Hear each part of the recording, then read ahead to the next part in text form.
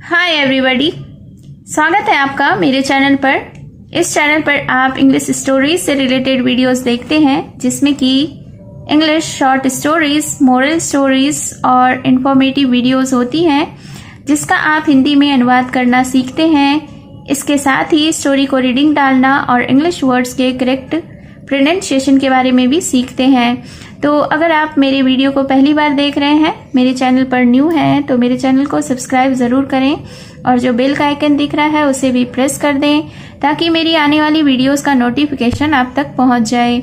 तो आज जो मैं स्टोरी लेकर आई हूँ यह एक शॉर्ट मोरल स्टोरी है।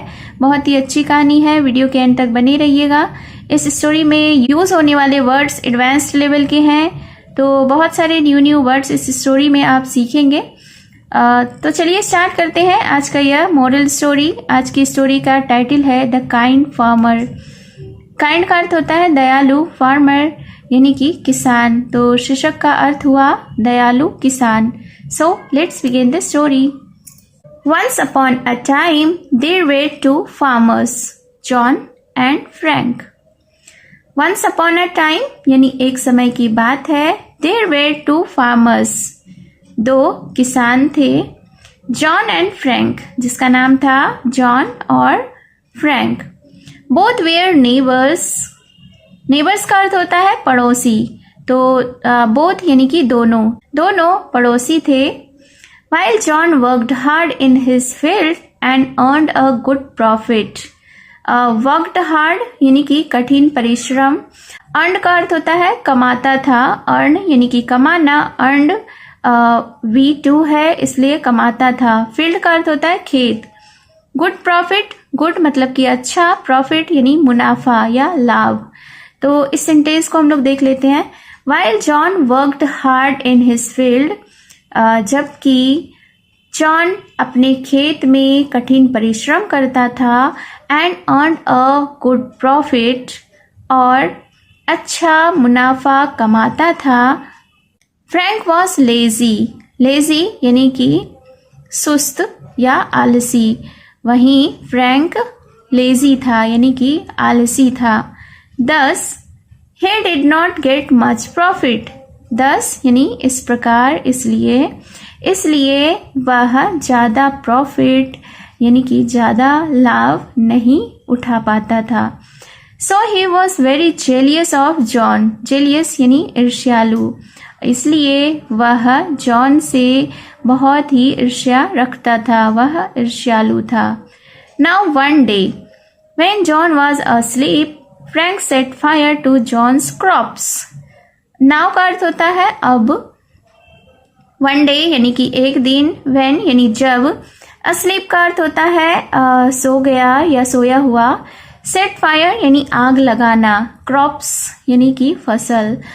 तो फिर क्या हुआ, नाउ यानी कि अब, वन डे यानी एक दिन, व्हेन जॉन वाज asleep, जब जॉन सोया था, Frank set fire to John's crops, Frank ने जॉन की फसलों में आग लगा दी।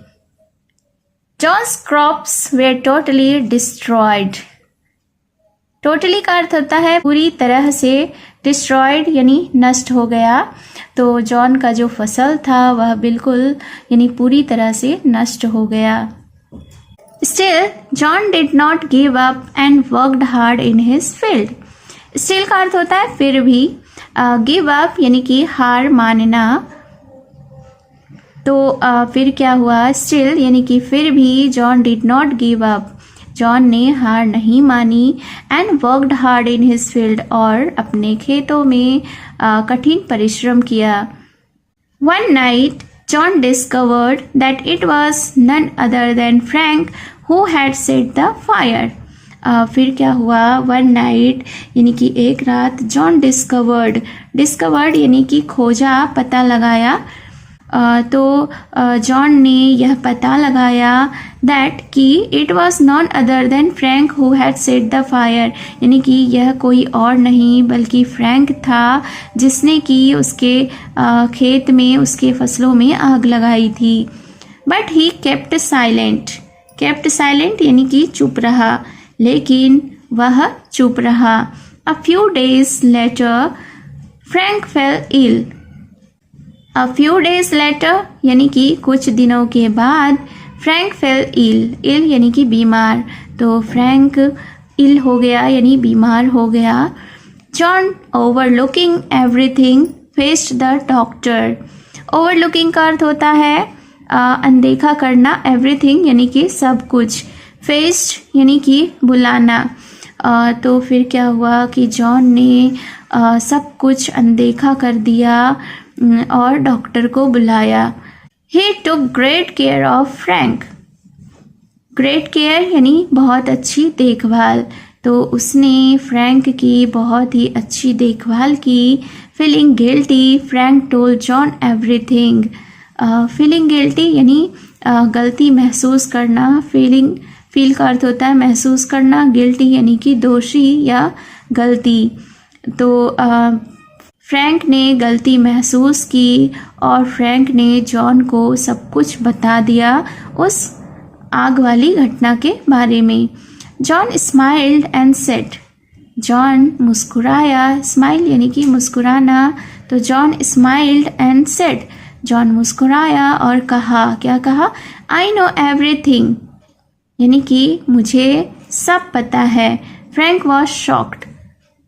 अब फ्रैंक बिल्कुल हैरान था, शॉक्ड यानी कि हैरान।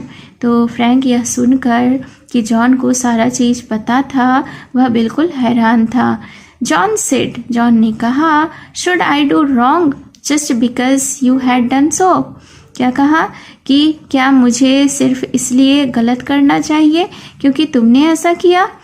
फ्रॉम दैट डे, उस दिन से Frank was a changed man. Frank बिल्कुल परिवर्तित आदमी हो चुका था, यानी फ्रैंक बिल्कुल बदल चुका था, वह एक अच्छा इंसान बन चुका था। Moral of the story is be nice to your friends, be nicer to your enemies. Friends यानी कि दोस्त, एनिमीज का अर्थ होता है दुश्मन।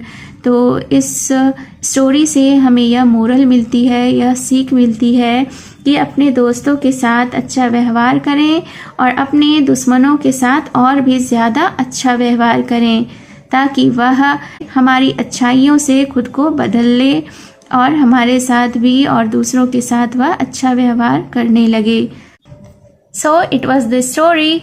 आपको यह स्टोरी कैसी लगी कमेंट बॉक्स में ज़रूर बताएं। आपने इस स्टोरी में बहुत सारे न्यू वर्ड्स सीखे होंगे और मेरे चैनल पर विजिट करके आप वहाँ से बहुत सारी स्टोरीज़ को चेकआउट कर सकते हैं और अपने ओन लैंग्वेज में अपने फ्रेंड्स एंड फैमिलीज़ के साथ शेयर कर सकते हैं, जिससे कि आपका स्पीकिंग लैंग्वेज और भी ज़्यादा डेवलप्ड होगा। तो चलिए मिलती हूँ मैं फिर से एक न्यू इंटरेस्टिंग स्टोरी के साथ। Till then take care and bye bye.